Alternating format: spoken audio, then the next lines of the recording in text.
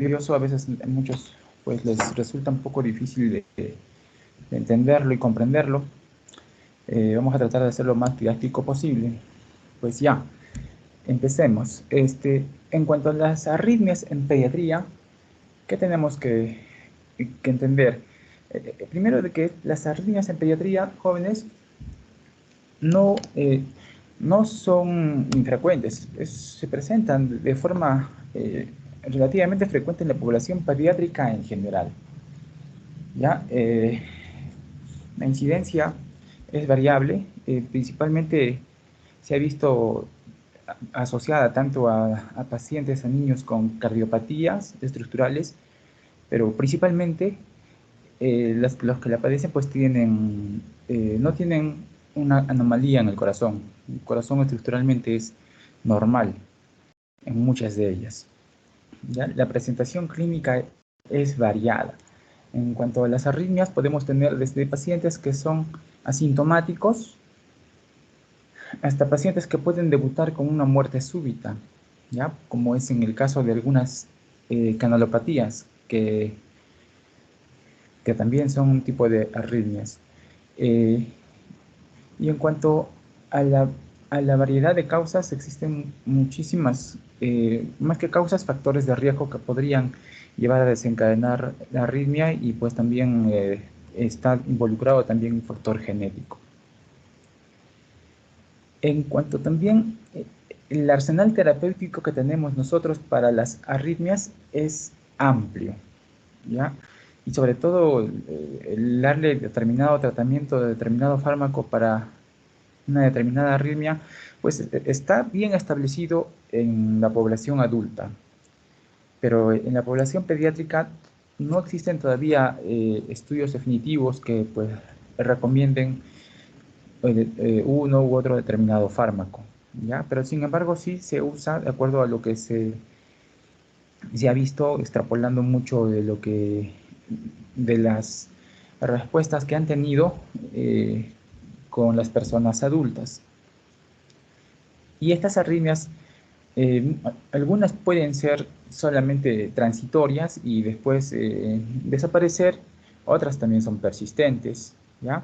También las que están relacionadas a las cardiopatías congénitas, pues son frecuentes y repetitivas, ¿ya? Por ejemplo, la que está relacionada con la anomalía de Epstein, ¿ya? Ahí tenemos alto riesgo de que presente una taquicardia supraventricular, como es el Wolff-Parkinson-White, y esta sea pues a veces persistente y que necesite más que un tratamiento médico, un tratamiento intervencionista. ¿Ya? También podemos tener las arritmias adquiridas. Este gráfico que quiero que vean, jóvenes, si es que en alguna parte no entienden o quieren o no logran ver la imagen, me avisan por favor, ¿ya? Bien, entonces, nosotros sabemos que el sistema de conducción es muy importante y este sistema va a hacer de que el corazón, de que el latido a latido, pues el impulso cardíaco sea transmitido por las diferentes cavidades del corazón. Ya nosotros, para recordar rápidamente, pues tenemos el el nodo sinusal o sinuatrial, ¿ya? Que es el principal marcapaso del corazón, ¿ya? Este se localiza a nivel de la desembocadura de la vena cava superior, donde esta está llegando a la aurícula derecha. El nodo sinusal, la conducción tiene que pasar y llegar al nodo auriculoventricular. Este nodo auriculoventricular se encuentra localizado a nivel de la unión auriculoventricular, ¿ya? Exactamente a nivel del anillo tricuspidio, en un triángulo que está formado por un sistema de venas, el seno venoso coronario. La localización exacta de este nodo auriculoventricular es a nivel posterior, ¿ya? De la unión auriculoventricular. El impulso tiene que llegar desde la aurícula, desde el nodo sinusal, va a recorrer las aurículas y posteriormente va a llegar al nodo auriculoventricular. Miren acá el gráfico donde vemos en la parte de arriba el nodo sinusal, ¿ya? Que por diferentes haces ya llega el impulso al nodo auriculoventricular. Es importante que vean los tiempos. ¿Y por qué es importante los tiempos? Porque estos van a determinar de que las aurículas y los ventrículos se contraigan de manera separada, de que las aurículas, que el impulso que se inicia en el nodo sinusal vaya y despolarice las aurículas e inicien la contracción auricular. En la parte de abajo podemos ver una gráfica de electrocardiograma, donde vemos que una vez que se inicia el nodo sinusal, en abajo, más abajo vemos cómo empieza a graficarse la onda P. La onda P que nos representa la despolarización de las aurículas. ¿Ya? Posteriormente, cuando llega el impulso eléctrico al nodo auriculoventricular, fíjense que aquí se detiene un momento la conducción del impulso. ¿Ya? Este momento va a ser el periodo refractario, donde va a dar tiempo para que las aurículas se realicen un vaciado completo con la contracción auricular y den la pausa para que se alisten los ventrículos a contraerse. Entonces, esta pausa es importante para que permita un adecuado llenado ventricular. ¿Ya? Posteriormente del nodo auriculoventricular tenemos pues el haz His, ¿ya? El haz His que se va a dividir a nivel de sus ramas derecha e izquierda. Y la izquierda va a tener incluso una subdivisión en fascículo anterior y en fascículo posterior. ¿Ya? Cuando ya la conducción va a través del haz His, esta se va a dar justo a nivel ya de cuando termina la conducción de del haz His llegando a las fibras de Purkinje, se va a ver estimulado el miocardio. Por lo tanto, va a haber la contracción ventricular formando el complejo QRS. ¿Ya? Posteriormente ya viene ya el periodo de relajación del ventrículo. ¿Ya? Después de la contracción ya se relaja el ventrículo para que permita un nuevo llenado ventricular. ¿Bien? Y bueno, y posteriormente ya se inicia un nuevo impulso. Entonces, este sistema de conducción es importante que lo conozcan y que también lo entiendan. Porque comprendiendo esto vamos a determinar o entender mejor las arritmias. ¿Ya? Igual este es el sistema eléctrico del corazón, donde estamos en nodo sinusal, nodo auriculoventricular, el cual va a continuar con el haz His. ¿Ya? El haz His, fíjense que se encuentra también todavía en la unión auriculoventricular y está descendiendo ya al septum interventricular. Y aquí ya, pues ya se divide en sus ramas derecha e izquierda. Es importante también que ustedes entiendan de que existen, así como existe el score Z para el peso, para la talla, para las diferentes valores o funciones vitales en pediatría, ¿ya? Existen rangos, igual también existen rangos para valorar la conducción eléctrica del corazón, ¿ya? Entonces, con el electrocardiograma nosotros podremos determinar tanto la frecuencia cardíaca, ¿ya? Los intervalos, el intervalo PR, el QRS, ¿ya? Entonces, esta gráfica que les traigo es la gráfica que realizó David, ¿no? Es un médico estadounidense donde realizaron el estudio de más de 3.000 niños, obviamente sanos, donde con todos estos niños los dividieron por edades y determinaron los valores para determinar los rangos de edad, ¿ya? Y los rangos de los valores de sus electrocardiogramas para que se determine cuáles son los rangos de normalidad. Y por fuera de esos rangos, pues estaríamos hablando de que es determinado dato ya es patológico, ¿no? Por ejemplo, la frecuencia cardíaca que se determina, ¿no? El primer día, los primeros 3 días, la primera semana de vida, ¿ya? Con el promedio de frecuencia cardíaca es de 128 y la mínima y máxima es de 90 a 166. Y posteriormente, pues como sabemos, los niños el neonato tiene mayor frecuencia cardíaca, pero posteriormente a medida que va creciendo la frecuencia cardíaca va disminuyendo, ¿no? Va disminuyendo y hasta que ya pues ya tiene ya los valores similares al adulto, ¿no?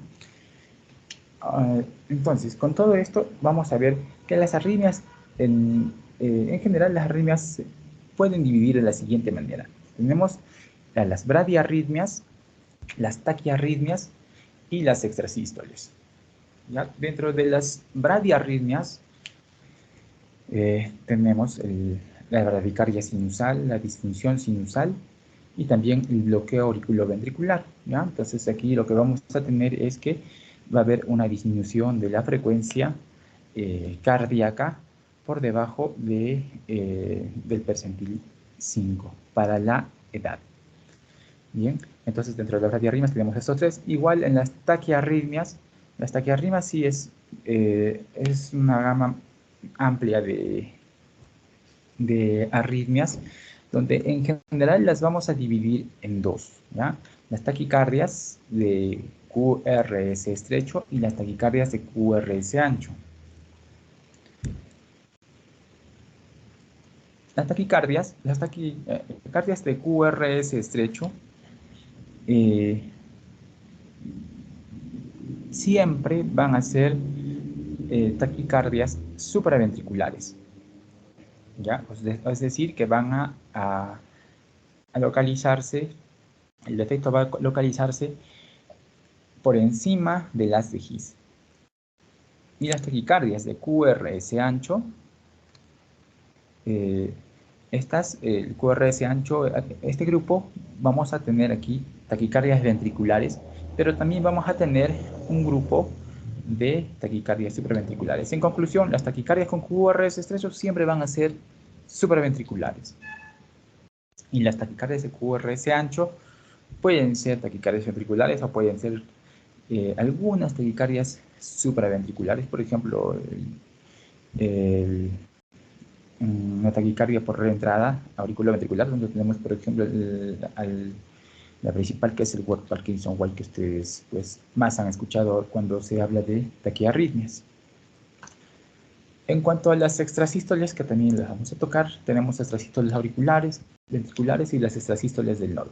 Vamos a comenzar con las bradiarritmias, la bradicardia. De las bradiarritmias, ¿qué tenemos que saber? Las bradiarritmias, la bradicardia sinusal. Cuando hablamos de la bradicardia sinusal, es la más frecuente. ¿Qué es la bradicardia sinusal? Es la disminución de la frecuencia cardíaca, ya por debajo pues, de los valores de normalidad para la determinada edad, ¿ya? Sin embargo, generalmente la bradicardia sinusal no produce síntomas, ¿ya?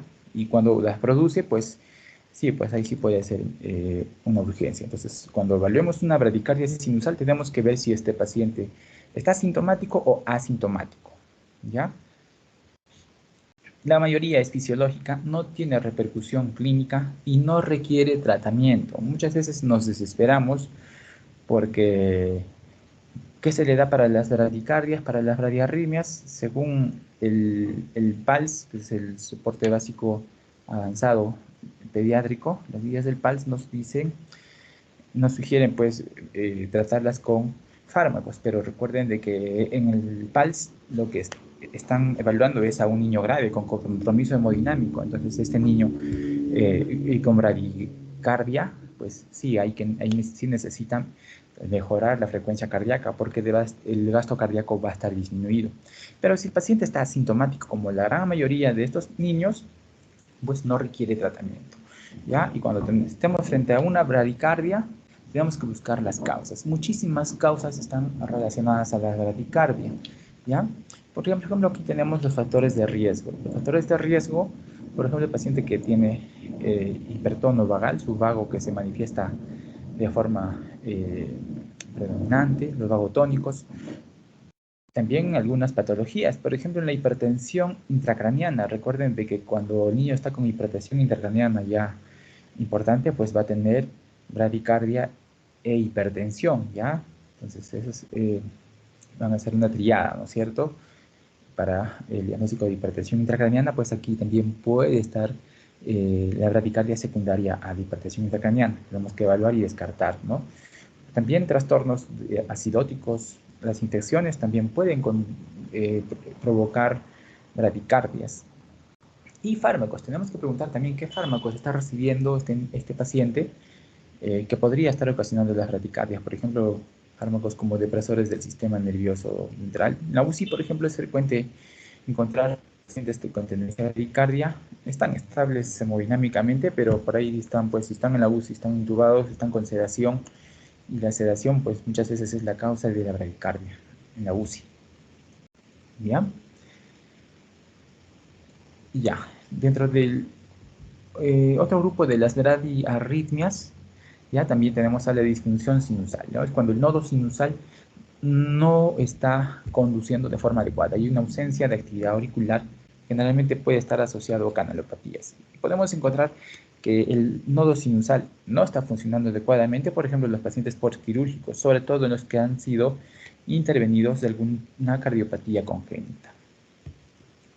¿Ya? Donde en la cardiopatía congénita, donde muchas veces por el tipo de cardiopatía tocan la zona del nodo. La aurícula derecha, en una cardiopatía congénita, generalmente para operar el corazón, para operar el CIB, entra por aurícula derecha. Y ahí podrían también, en las maniobras quirúrgicas, dañar la zona del nodo. O pues puede quedar con cierta inflamación que también produce disfunción del nodo sinusal, que puede ser transitorio muchas veces. Aquí en esta gráfica es para que ustedes vean que es importante, pues, que determinen que el impulso cardíaco se inicia en el nodo sinusal. ¿Ya? ¿Y cómo saben que el paciente tiene un ritmo sinusal? Está en un ritmo sinusal cuando vemos que el impulso cardíaco se inicia en el nodo sinusal. Si no se inicia en el nodo sinusal el impulso, pues puede que esté presentando otro marcapaso ectópico, ¿no? Otro foco que está originando el impulso cardíaco. ¿Ya? Entonces, es importante para eso, para que ustedes también determinen. ¿Es bradicardia sinusal? Tenemos que ver que está en ritmo sinusal, ¿ya? Y con frecuencia cardíaca baja, pero en ritmo sinusal. ¿Y cómo sabemos que está en ritmo sinusal? En un electrocardiograma tenemos que buscar la onda P, ¿ya? Por ejemplo, acá, este es un electrocardiograma de 12 derivadas, donde podemos ver el complejo QRS, la onda T, y acá está la onda P. En derivada 1, en derivada 2 también podemos ver acá la onda P. Derivada 3, la onda P. Tenemos que ver que si está de la línea de base del electrocardiograma para arriba, es positivo. Entonces, la P está positivo. En 1, en 2, en 3 podemos ver acá, ¿no es cierto?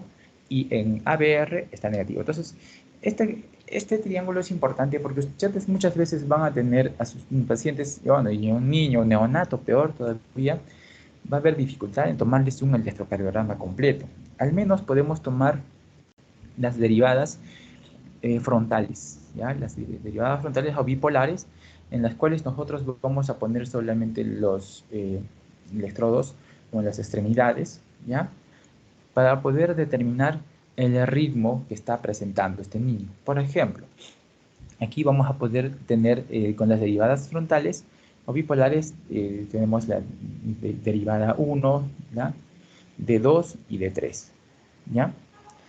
Y también tenemos pues ABR, ABL y ABF, ¿ya? Con lo que se forma el triángulo de Einthoven. Aquí recordemos que en derivada 1 es positivo de derecha a izquierda. Entonces nosotros tenemos que ver y seguir y buscar la onda P. La onda P, recordemos de que nos indica la contracción auricular. Y la contracción auricular, para que se dé y para que estemos en un ritmo sinusal, este impulso tiene que originarse a nivel del nodo sinusal. El nodo sinusal, del nodo sinusal va a conducir hacia el nodo auriculoventricular, ¿ya? El impulso va a ser de atrás, de arriba hacia abajo, de derecha a izquierda y de atrás hacia adelante. Entonces, si vemos que es de arriba hacia abajo, en D2, la onda P va a ser positiva. Vemos D2 positivo, porque es de arriba hacia abajo. En D3 también, porque es de arriba hacia abajo. También tiene que ser positiva en D3. Y en D1 también, porque es de derecha a izquierda.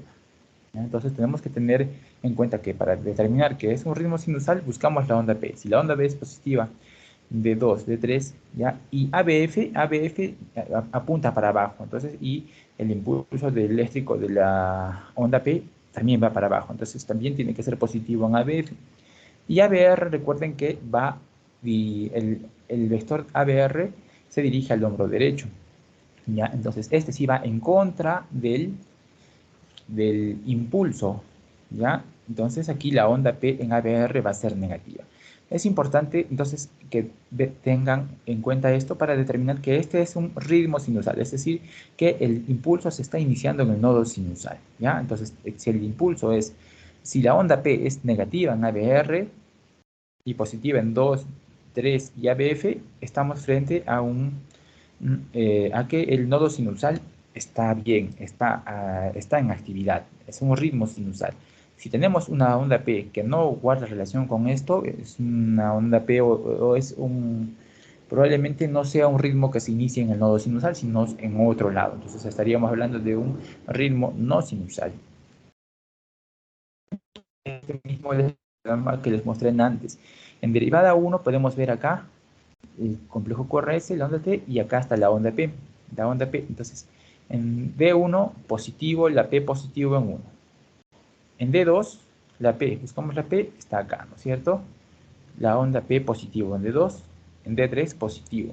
Es importantísimo que vean ABR, porque ABR, para que sea un ritmo sinusal, tiene que ser la P negativa, porque en ABR el vector está yendo en contra del sentido en el que va la contracción auricular, la onda P. Entonces, la onda P en ABR es negativo. Y ABF, como va para abajo, también es positivo. Entonces, si cumple estos requisitos, estaríamos frente a un ritmo sinusal, ¿ya?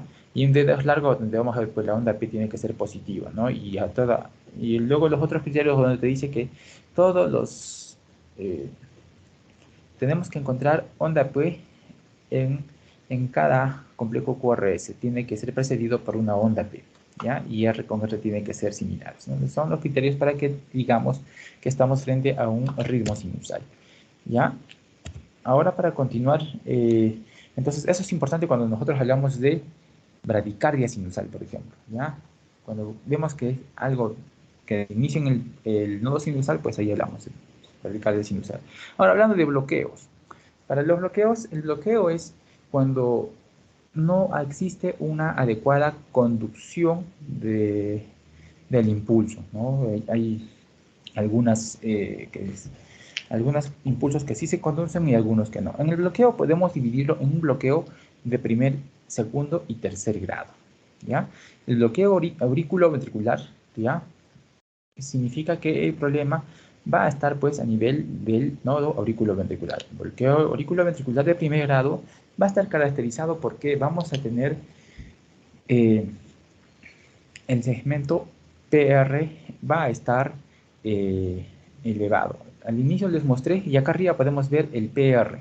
Los valores del PR, existen rangos también para valorar el PR. El PR es desde que se inicia la onda P, ya, hasta que, acá abajo por ejemplo podemos ver, ¿no? La onda P, desde que se inicia la onda P hasta antes de que se inicie el QRS, ¿ya? Ese es el segmento PR. El segmento PR se mide desde que comienza la onda P hasta que termina antes del QRS, ¿ya?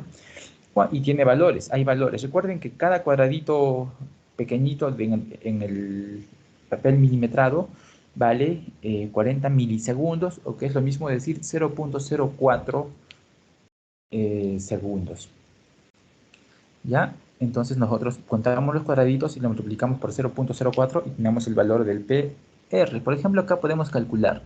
¿Me siguen, no? Esta onda P se inicia acá y acá tenemos dos cuadraditos y acá hay como 4 cuadraditos. En total, este PR tiene 6 cuadraditos. Y 6 cuadraditos por 0.04, incluso hasta 7 cuadraditos, porque acá abajo está 7 por 0.04 sale 0.28, ¿ya? Que lo mismo decir 280 milisegundos. El PR largo en un adulto, PR largo cuando tiene más de 200 milisegundos o 0.2 segundos, ¿ya? Entonces ahí ya estamos hablando del PR largo. Ahora, cuando tiene pues PR largo en todos los complejos, estamos hablando de que este paciente está con bloqueo. Recuerden que la conducción desde la aurícula, desde el nodo sinusal hasta el nodo auriculoventricular, ¿ya? Está determinado por este segmento PR. Cuando está largo, pues sí, hay un bloqueo de primer grado, ¿ya? Bloqueo de primer grado, pues es nada, solamente se controla, no requiere ningún tipo de tratamiento. El paciente también está asintomático, ¿ya? Solamente hay que controlarlo, ¿no? Entonces el PR pero está sobrepasados valores fisiológicos para su rango de normalidad, ¿no? Siempre es PRs en un bloqueo de primer grado son iguales, PR con los valores similares, ¿no? Una duración fija y constante, ¿ya? Y cada onda P va seguido de un QRS, ¿no? O sea, es un ritmo sinusal, pero el bloqueo es por el PR largo, ¿bien? Y acá arriba les mostraba que el PR va a variar por edad, porque recordemos que los neonatos tienen mayor frecuencia cardíaca, y como tiene mayor frecuencia cardíaca, el intervalo de PR es incluso menor, ¿ya? Tal es así que, mira, del primer día, si en un adulto es 0.2 o más de 200 milisegundos, ya estamos hablando de un PR largo, en un neonatito de un día más de 0.107, o sea, 107 milisegundos, ya estaríamos hablando. Porque los valores son más pequeños en los neonatos, ya en los lactantes, el valor del PR normal, los rangos de normalidad son menores, ya. Y en mientras más grande ya pues ya se va acercando a los valores del adulto. En el adulto por encima de 200 milisegundos o por encima de 0.2 segundos, estamos hablando de un PR largo, ¿ya? Esto es bloqueo auriculoventricular de primer grado. Así como existe este bloqueo de primer grado, también existe un bloqueo de segundo grado. Pero el de segundo grado vamos a dividirlo en dos. En esta gráfica también podemos ver, antes de pasar al otro, el bloqueo auriculoventricular de primer grado donde vemos el PR. Ya recuerden que cada cuadradito grande equivale a 0.2 segundos. O sea, por encima de si tienes más de un cuadradito grande, estás ya frente a un bloqueo de un paciente de cualquier edad, ¿ya? Y si es más pequeño, entonces tienes que ver los valores de score Z que le corresponde, ¿no? Aquí, por ejemplo, vemos este PR, pues este tiene más de un cuadrado, ¿no? Entonces estamos hablando, y todos tienen la misma dimensión, bloqueo auriculoventricular de primer grado. Bien, PR con valor fijo y constante, ¿ya? Y siempre hay una conducción de aurícula a ventrículo, ¿ya? Este es el bloqueo auriculoventricular de primer grado. Cuando hablamos de bloqueo auriculoventricular de segundo grado, este va a ser determinado, lo que vamos a tener es que algunos impulsos de la aurícula no llegan al ventrículo, no llegan al nodo auriculoventricular, ¿ya? Entonces lo que vamos a tener es esto, ¿no? Algunos impulsos no llegan, ¿no? Existe una interrupción intermitente de la conducción del estímulo. Ya vamos a tener dos tipos de bloqueo auriculoventricular de segundo grado. Se van a dividir en el MOVITS 1 y MOVITS 2. ¿Ya? El MOVITS 1 es el que se conoce como el fenómeno de Weckenbach. ¿Ya? Aquí vamos a ver de que en el MOVITS 1 lo que vamos a ver es de que el impulso cardíaco, el segmento PR, va a ir tendiente a alargarse, ¿ya? Y se va a alargar tanto de que un, un impulso pues no va a conducir, ¿ya? El siguiente latido va a una pausa y luego el siguiente latido va a conducir, ¿ya? Entonces aquí vamos a tener que los intervalos de las frecuencias cardíacas van a ir variando, ¿no? El intervalo R con R se hace más corto hasta que existe una pausa, ¿ya? Por ejemplo acá se hace más corto y luego existe acá una pausa. Acá está P y esta no conduce. La siguiente es la que recién está conduciendo, ¿ya? Entonces va a darse como un fenómeno de calentamiento. Entonces el bloqueo auriculoventricular tipo 2, el MOVITS 1. Este bloqueo no requiere tampoco tratamiento, solo control, ¿ya? El MOVITS 2, a diferencia del MOVITS 1, este no va a tener ninguna variación del PR, ¿ya? Es un bloqueo que de pronto un latido no conduce, ¿ya? Un impulso de la onda P no llega a QRS, ¿ya? Entonces, pero no hay ninguna relación, ¿ya? Entonces, generalmente la alteración en el MOVIS 2 está por debajo del haz de His. El MOVIS 1 está por encima del haz de His, es suprahisiano, y el MOVIS 2 es infrahisiano, está por debajo del haz de His. El riesgo de que un paciente desarrolle MOVIS 2, más bien, sí existe riesgo, ¿ya? Porque podría evolucionar a un bloqueo cardíaco completo, que es un bloqueo tipo 3. Y aquí ya pues no hay conducción de las aurículas a los ventrículos, ¿ya? Cada cavidad se contrae por su cuenta, las aurículas se contraen por su cuenta y los ventrículos por su cuenta. Entonces, estos pacientes sí tienen que ser vigilados de cerca, con posibilidad de que necesiten probablemente estimulación eléctrica, ¿ya? En el MOVIS 2, recuerden que el intervalo PR es constante, a diferencia del MOVIS 1, donde el PR va alargándose hasta que un impulso no conduce, ¿ya? Existe también un MOVIS 2 que es avanzado, donde vamos a tener una actividad de que la aurícula transmite y la siguiente se queda bloqueada. Entonces es un bloqueo 2-1. El bloqueo auriculoventricular completo, que es el bloqueo de tercer grado, ya aquí hay una pérdida completa de la conducción. O sea, no hay una conducción auriculoventricular. Las aurículas se contraen, ya, pero ninguna onda P conduce, o ningún impulso de la onda P llega al nodo auriculoventricular. Ya, las ondas P se contraen por su lado y los ventrículos también se contraen por su lado. Hay una sincronía auriculoventricular, ¿ya? Así se llama. Ese es un bloqueo auriculoventricular completo, por lo tanto, la contracción, no hay una relación entre la contracción de las aurículas y los ventrículos. Cada uno contrae por su lado.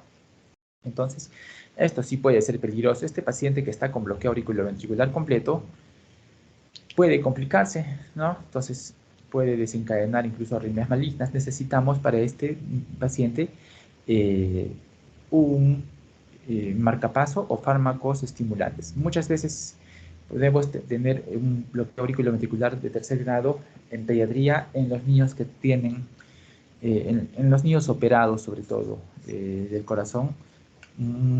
Dependiendo de la cardiopatía, algunas veces salen bloqueados, y pues lo que se puede esperar es que por el acto de la cirugía, a veces el bloqueo auriculoventricular, incluso de tercer grado, puede ser transitorio, ¿ya? Hasta que pues pase todo el estrés de la cirugía, ¿ya? Y su nodo auriculoventricular pues vaya recuperándose y pueda regresar nuevamente a conducir nuevamente.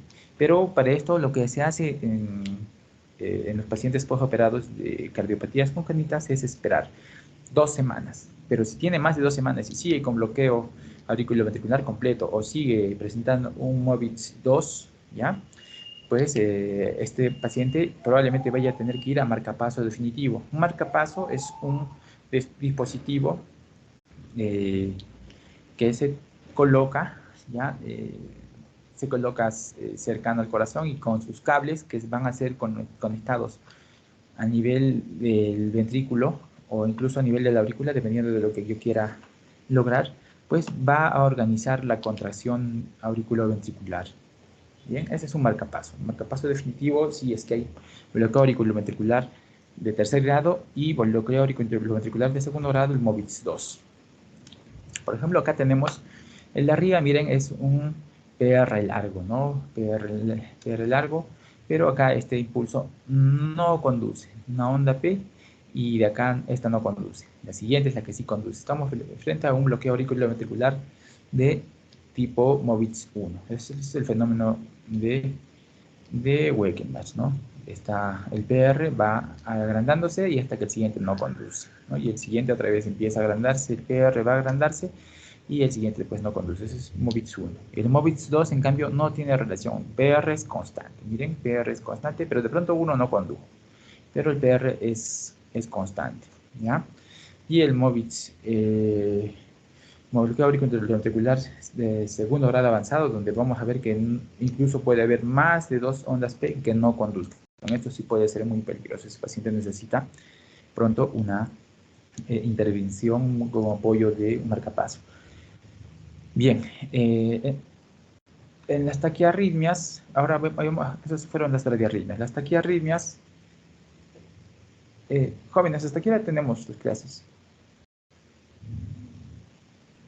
¿Están ahí? Sí, doctor, hasta las 4:30. Vamos a acelerar un poco, ¿ya? Ya, las taquiarritmias tenemos que pueden ser de QRS estrecho y QRS ancho, ¿ya? Las de QRS estrechos, por ejemplo, acá, ¿ya? Miren, la frecuencia cardíaca pues está acelerada, ¿ya? Y el QRS es estrecho. Las taquiarritmias con QRS estrecho siempre van a ser supraventriculares, o sea, van a estar por encima del haz de His, ¿ya? Y el QRS ancho, algunas veces pueden ser unas taquicardias supraventriculares también, o pueden ser también lo que más temen, ¿no? Que sea una taquicardia ventricular, y estas sí pueden ser muy peligrosas. Para hablar de taquicardia supraventricular, tenemos que estas van a estar dadas porque la frecuencia cardíaca va a estar elevada, por encima del precepto 95 para el dar. ¿Ya? Generalmente se da por un mecanismo anormal de conducción. Tenemos varios tipos de taquicardia supraventricular, ¿no? Ya la clasificación es variada, no vamos a tocar mucho detalle de esto ya. En general tenemos por reentrada, por automatismo normal, ¿ya? Las taquicardias supraventriculares con QRS estrecho, el QRS va a ser menor de 90 milisegundos, ¿no? Aquí tenemos como ejemplo por una taquicardia supraventricular donde podemos tener por reentrada, ¿ya? Por reentrada del aurículo ventricular, podemos tener otras donde vamos a ver una reentrada a nivel del nodo aurículo-ventricular, ¿ya? Otras donde vamos a tener un foco arritmogénico dentro de la aurícula derecha, en la válvula tricúspide. Estas van a estar relacionadas al flúter, ¿ya? El flúter auricular, el flúter lateral, y otras donde puede existir varios focos a nivel de las aurículas, la taquicardia auricular multifocal, por ejemplo. Unas cosas importantes que ustedes tienen que ver cuando les comenten en las taquicardias, la taquicardia sinusal, por ejemplo. Igual que la bradicardia sinusal, la taquicardia sinusal, para que sea sinusal tenemos que ver que se origina a nivel del nodo sinusal, ¿ya? Entonces tenemos que ver todos los criterios para que el ritmo se inicie a nivel del nodo sinusal, ¿no? Debe estar la onda P, positivo en 1, en 2, en 3, negativo en ABR, no se olviden, y con esto determinamos que sí es un ritmo sinusal, y si está con una frecuencia elevada, pues estamos frente a una taquicardia sinusal. Existen muchísimas causas para taquicardia sinusal, ¿ya? Por ejemplo, en pediatría lo más frecuente es que viene con taquicardia sinusal fiebre, ¿no? Fiebre o infecciones, muchísimas causas de taquicardia sinusal. Un término frecuente que pues muchas veces alarma a los pediatras es arritmia sinusal, ¿no? Estás escuchando los latidos, tum, tum, y de pronto hay una pausa y luego siguen los otros latidos, entonces dicen está con arritmia. Entonces, ¿qué es lo que se hace cuando los ritmos cardíacos son pues irregulares? Se toma un electrocardiograma, y el electrocardiograma lo que vamos a ver es que primero va a estar determinado por el nodo, hay actividad del nodo sinusal, ¿no? Un ritmo sinusal, ¿no? ¿Y qué pasa cuando hay arritmia sinusal? Es una variante normal, ¿no? Es benigna, no se considera incluso dentro de las taquiarritmias, pero lo que sí es importante es que la frecuencia cardíaca puede incrementarse durante la inspiración, ¿ya? Y disminuye con la expiración. Por ejemplo, acá tenemos un modo de ejemplo donde encontramos una frecuencia cardíaca recuerden que por cuadraditos acá tenemos 100, 300, 150, 100, una frecuencia de 100, acá de 100, y de pronto se va acá a 60. 350, 100, 75, 60, está acá a 60. Entonces, esta variación de la frecuencia cardíaca, pues en un paciente con un trazado de ritmo sinusal eh, es, es una arritmia sinusal, ¿ya? Que es donde encontramos una variación de la frecuencia cardíaca con la respiración. Con la inspiración aumenta y con la expiración disminuye. Las taquicardias supraventriculares, pues tenemos, para hablar en sí de estas, una de las más frecuentes es la taquicardia por entrada por vía accesoria, la que conocemos más frecuentemente, ¿no? donde existe un inicio y un fin súbito. Más frecuente de aquí es el síndrome de Wolff-Parkinson-White. El síndrome de Wolff-Parkinson-White, donde vamos a tener, es una taquicardia supraventricular, pero sin embargo, el QRS en la taquicardia supraventricular por Wolff-Parkinson-White no es un QRS estrecho, sino es un QRS ancho. ¿Y es ancho por qué? Porque vamos a tener que aquí va a haber una vía accesoria. Una vía accesoria, el impulso que del nodo sinusal tiene que llegar al nodo auriculoventricular, existe una vía que va a comunicar las aurículas con los ventrículos. Eso se llama una vía accesoria, ¿ya? Es un tejido que no debería de estar, pero en lugar Parkinson-White esta vía accesoria hace que el impulso pase directamente de las aurículas a los ventrículos, ¿ya? Entonces parte del impulso va para el nodo auriculoventricular y la otra parte que va por la vía accesoria. Esta zona, como no es un sistema especializado de conducción, va a hacer que el impulso se lentezca un poco. Entonces, el nivel de la contracción ventricular, ¿ya? Que va a formar el QRS, pues, por lo tanto, aquí se va a ensanchar por este lentecimiento cuando pasa la conducción por la vía accesoria. Entonces, vamos a tener las famosas ondas delta, ¿ya? Ondas delta, el PR es corto, ¿ya? Y el QRS es ancho. Eso es lo que caracteriza al síndrome de Wolff-Parkinson-White. ¿Ya? Muchas veces está asociado a, a cardiopatías congénitas, ¿no? Y sobre todo la anomalía de Einstein, donde vemos que la aurícula derecha está con problemas. La válvula tricúspide, que debía insertarse a nivel del anillo tricuspidio, pues está ventriculizada, ¿ya? Porque hay adosamiento de la válvula. Y también aquí, con todo esto, eh, se forman por ahí vías accesorias y este paciente tiene alto riesgo de que nos hagan un síndrome de Wolff-Parkinson-White, ¿ya? Dentro de sus manifestaciones clínicas de la anomalía de Einstein. ¿Ya? Después, en las taquicardias con QRS estrecho, tenemos que ver dentro de las taquicardias supraventriculares, como les he mencionado, hay una variedad de taquicardias supraventriculares, ¿ya? Que tienen su origen por encima del haz de His.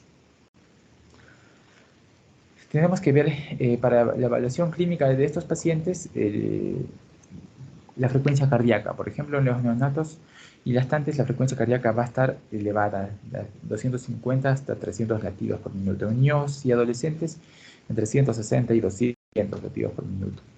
También en el feto puede haber taquicardia supraventricular, ¿no? Y la más frecuente está asociada en el feto al flúter atrial, ¿ya? Y el problema de que en el feto presente en su taquicardia y que es que puede presentar incluso hidrops y muerte fetal, ¿ya? Generalmente en el feto, pues la mami puede sentir, podría percibir esto o puede también ser detectado durante el monitoreo de la gestante. Ahí encontramos la frecuencia cardíaca elevada y o si no también durante el monitoreo ecográfico. Entonces, dentro de las taquicardias supraventriculares con QRS estrechos, vemos el cuadro clínico donde vamos a ver que a nivel del recién nacido y el lactante, pues los síntomas pueden ser muy inespecíficos, porque ellos no nos van a decir que me palpita el pecho, me duele, no es inespecífico. Lo que vemos generalmente son allí que el niño puede estar pálido, cianótico o con irritación, o hay dificultad para alimentarse, son síntomas de alarma y cuando los evalúas y la frecuencia cardíaca está elevada, tienes que descartar que no sea una taquicardia supraventricular. En los niños y adolescentes, ellos sí pueden manifestarte ya lo que les aqueja, las molestias ya durante la taquicardia, pues estos pueden presentar generalmente palpitaciones, algunos dolor torácico, disnea, mareo, e incluso síncope y lipotimia, o sea, y desvanecimiento, que podría hacerte pensar de que este paciente está haciendo una taquicardia supraventricular. Cuando hablamos de las taquicardias con QRS ancho, pues hay una variedad. Sobre todo lo que tenemos que tenerle más miedo es pues, a la taquicardia ventricular. Esta sí puede complicar y el tratamiento tiene que ser de inmediato, es una urgencia, ¿no? Generalmente es la taquicardia ventricular tiene que brindársele una cardioversión, ya sea farmacológica o eléctrica. Hablando de los extrasístoles eh, pueden ser auriculares, ventriculares. Los ventriculares, los extrasístoles simplemente son impulsos, son contracciones prematuras, ¿ya? ventriculares en este caso, donde la característica de que sea ventriculares es que el QRS o que van a ser de base ancha. Esa es una extrasístole ventricular. Y las extrasístoles auriculares, ¿ya?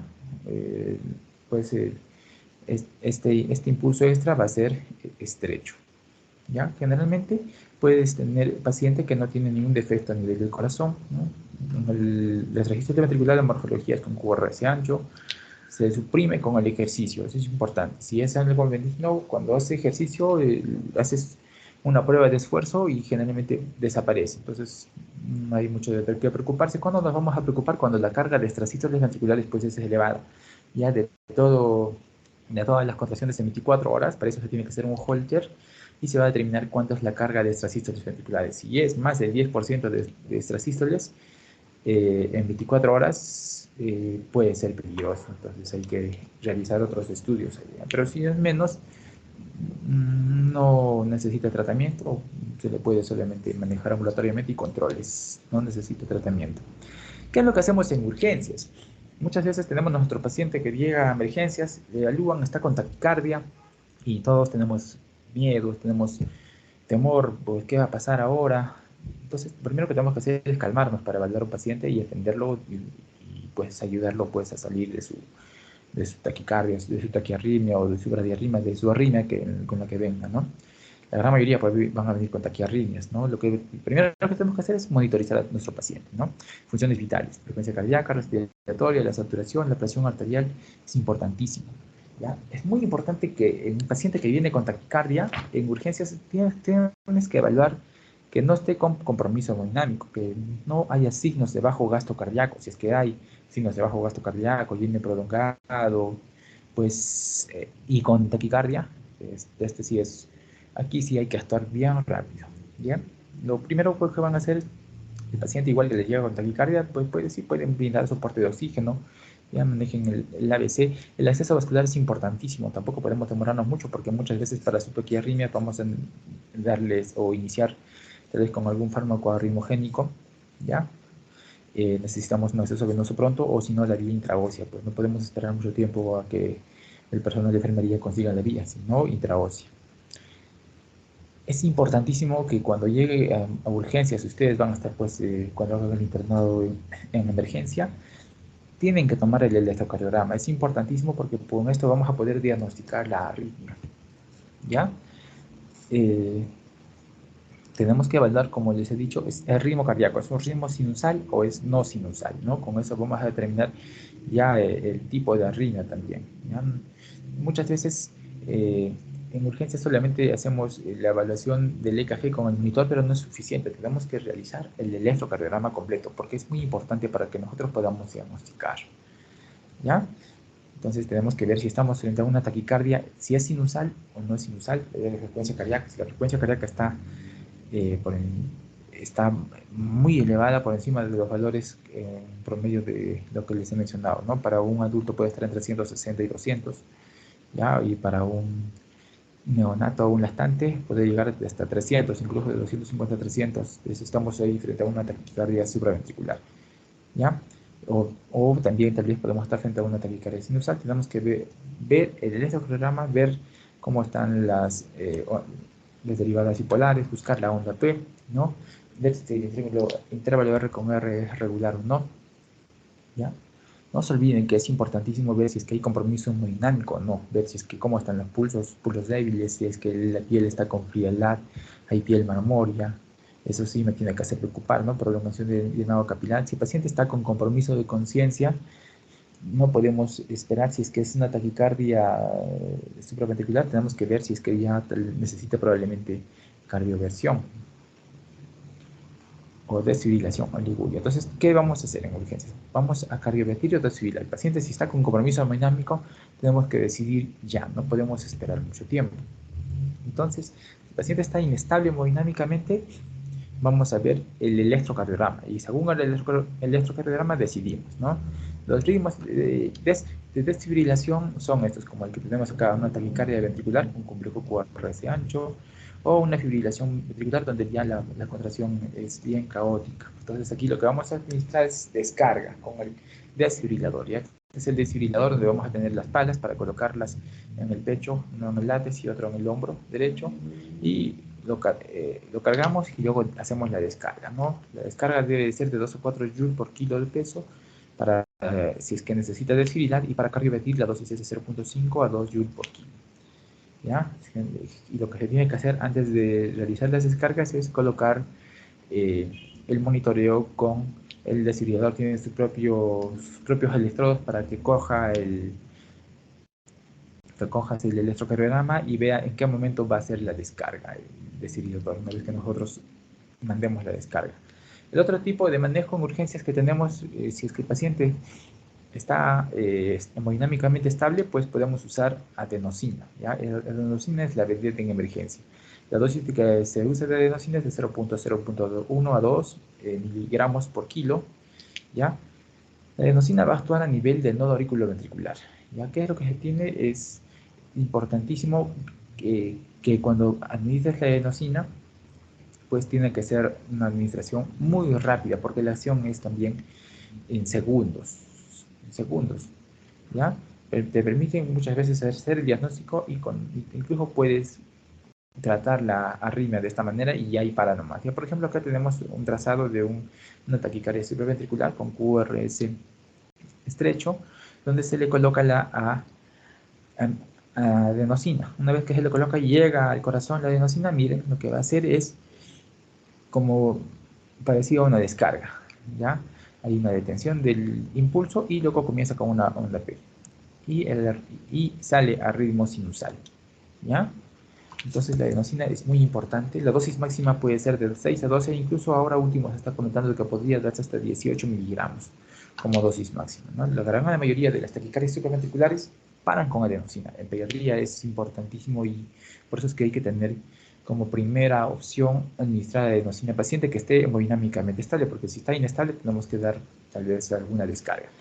Aquí les pongo esta foto porque ustedes tienen que tener, cuando administren la adenosina, una vía buena, ya puede ser en el brazo, una flexura del brazo, y lo que van a hacer es, con el Avocat, tienen que ser 2 jeringas, una jeringa para la adenosina y otra jeringa con cloruro. ¿Por qué? Tiene que ser todo de inmediato. Recuerden que ya prácticamente el efecto a los 2 segundos ya tiene el efecto. ¿Y ya cuánto dura el efecto? 10 segundos. Pasó, si tú te demoras mucho, no vas a conseguir el efecto que se quiere. Tiene que ser una administración intravenosa rápida y tiene que ser una vena que está cerca al corazón. Por ejemplo, la fractura del codo, ¿no? La acción de la adenosina es que va a estar a nivel de los canales de calcio, va a bloquear los canales de calcio y estos se encuentran a nivel del nodo auriculoventricular, por lo tanto a este nivel va a detener el impulso a detener la arritmia. Hay que tener cuidado porque la adenosina puede producir también broncoespasmo. Cuidado también con los pacientes que están con asma. La amiodarona, que se usaba antes como pan caliente, pues ahora no es la primera opción, ¿ya? Porque tiene muchos efectos colaterales. Las dosis pueden ser de hasta 15 miligramos por kilodosis en bolo por 20 minutos y después se le puede continuar en infusión continua. También otro tipo de maniobras que se pueden realizar, tenemos maniobra vagal, donde podemos aplicar a nivel de la cara hielo, ¿ya? Durante 15 a 20 segundos, al paciente inducir al vómito, ¿no? Cuando inducimos al vómito vamos a hacer una descarga vagal, ¿ya? Y el tono vagal, y esto también podría ayudar a mejorar la arritmia. Luego también podemos invitar a toser al paciente si es que nos colabora, ¿ya? Entonces, y después de esto, muchas de las taquiarritmias pueden requerir tratamiento médico, pero la gran mayoría finalmente va a requerir un estudio electrofisiológico. El tratamiento definitivo de las arritmias, de buscar el foco arritmogénico, el definitivo es con la ablación, con radiofrecuencia. Por ejemplo, el Parkinson-White, el flu, hay muchísimos tipos de arritmia que pueden ser estudiados, ubicar el foco arritmogénico y descargar o quemar esta zona, este foco arritmogénico, y de esta manera detener la arritmia. Sobre todo, antes se usaba cuando la arritmia era muy incesante y persistente, ¿no? Pero ahora se está usando cada vez más frecuentemente. Tenemos, por ejemplo, en la parte del MINSA, en el niño de Breña, están haciendo estudios electrofisiológicos y ablación con radiofrecuencia a los niños que están presentando arritmias que son pues, muy, muy molestosas para nuestros niños, ¿no?